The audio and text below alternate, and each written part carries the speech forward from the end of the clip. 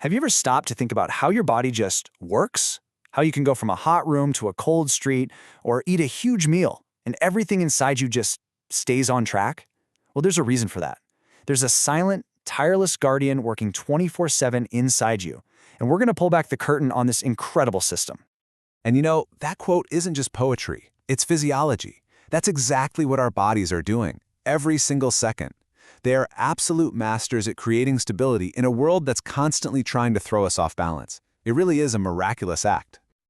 So, how does it pull it off? How does this internal orchestra keep playing in perfect harmony no matter what's happening on the outside? That's the big question, right? And that's exactly what we're going to unpack in this explainer. To get started, we've got to give this process a name.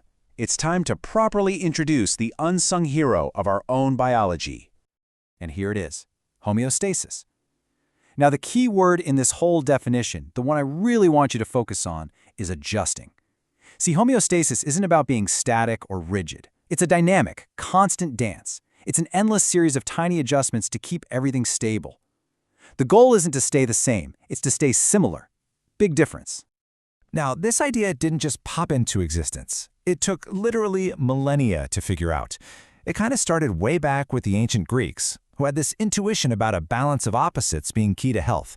But the first giant leap forward was in 1865, when the French physiologist Claude Bernard gave us this beautiful concept of the milieu intérieur, the stable internal world. And then, finally, in 1932, Walter Cannon gave it the name we all use today, homeostasis. Okay, so let's dive into Bernard's idea because it is a total game changer. He had this incredible insight. Our cells, the fundamental units of our body, don't actually live in the outside world. They live in their own private, perfectly controlled environment, what he called an inner ocean. And what is that inner ocean made of? Well, for the most part, it's water. We are walking bags of water, about 60%, which is roughly 42 liters for an average guy. But, and this is key, it's not just sloshing around in there. It is meticulously organized. Check this out. About 2/3 of all that water is locked inside our trillions of cells. We call that the intracellular fluid, or ICF.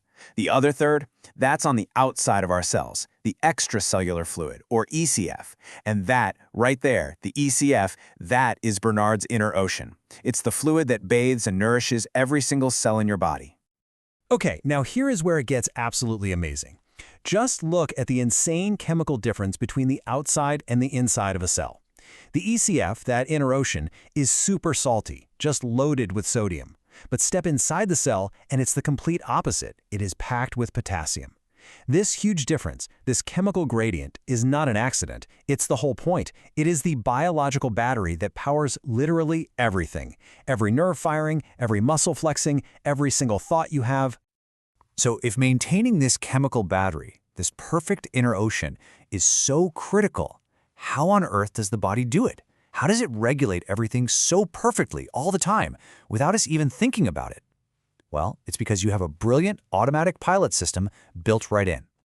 And the best analogy for this autopilot is something we all get, a thermostat. It's simple, right? The room gets too hot, the AC kicks on to cool it down. It gets too cold, the heater turns on to warm it up. Your body is doing that exact same thing, but for hundreds of different variables. Temperature, pH, blood sugar, you name it. It's constantly making these tiny adjustments to keep everything just right. This whole process follows a really logical sequence we call a reflex loop. It starts with a sensor. Think of it like a tiny thermometer that detects a change. That information goes to a controller, usually your brain, which compares the reading to a pre-programmed set point. If there's a mismatch, an error, it sends out a command to an effector, say your sweat glands, to carry out a correction. Sensor, set point, error, correction. It's just a brilliantly elegant system that runs your entire life. Now, that thermostat system, where the response opposes the initial change to bring things back to normal, that has a name. It's called negative feedback. And it is, without a doubt, the workhorse of homeostasis. 99% of the time, that's what's happening. There is another kind, positive feedback, which does the opposite. It amplifies the signal. It's much rarer, and it's used for things that need to happen fast and build to a climax, like, say, blood clotting. But for all of its brilliance, this system isn't invincible. The automatic pilot can get overwhelmed. It can break. And when homeostasis fails, The consequences can be absolutely catastrophic. So let's look at a really specific, really dramatic example of what that looks like. Remember that critical potassium balance we talked about, the one that powers everything? What happens when the body loses control of it? Well, you get a life-threatening condition called hyperkalemia. It literally means high potassium in the blood, and it is a true medical emergency. The clinical definition is a potassium level over 5.5. Now, to put that in perspective, remember the normal level in that inner ocean is only about 4. So this isn't a minor tweak. A number like this means the body's entire electrical grid is starting to short circuit. And ground zero for this electrical crisis is the heart.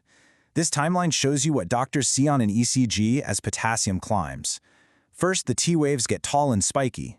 Then, the P waves, the little electrical signal that starts the heartbeat, they just vanish.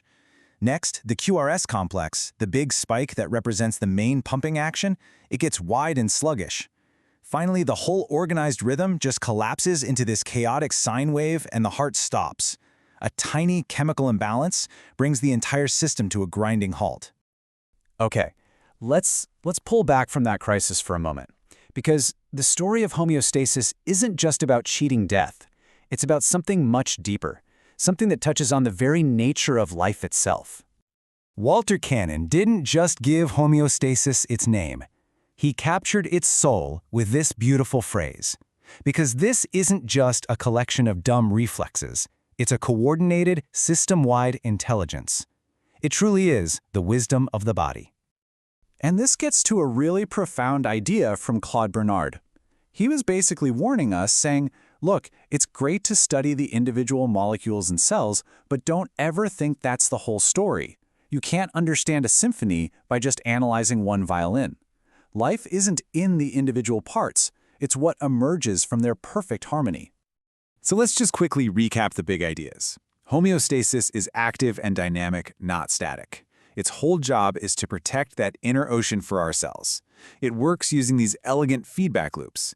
And really, the failure of homeostasis is the very definition of disease. But maybe the biggest idea of all is that life isn't just a pile of chemicals. It's this emergent property that arises from this incredible, complex harmony. And this brings us to what might be Bernard's most famous, most powerful statement. This constant, quiet, internal balancing act is what gives us freedom. It's what allows us to exist as complex, independent beings in a chaotic and ever-changing world. So I'll leave you with this final thought.